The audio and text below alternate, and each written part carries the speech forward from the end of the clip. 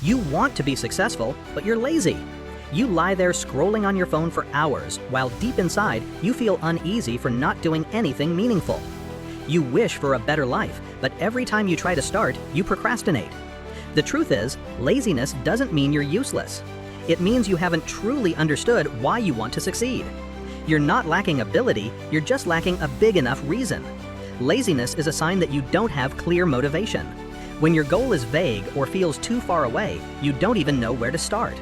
So instead of blaming yourself, start with one question. What do I really want? You don't have to change your life overnight. You just need to begin with something small. Tidy up your desk. Write down 3 simple tasks for tomorrow. Turn off your phone for 15 minutes and read a book.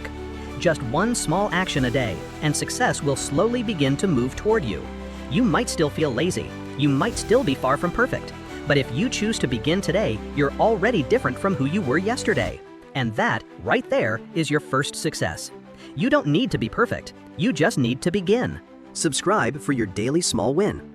Watch again when you need a reset. What's your small win today? Comment below.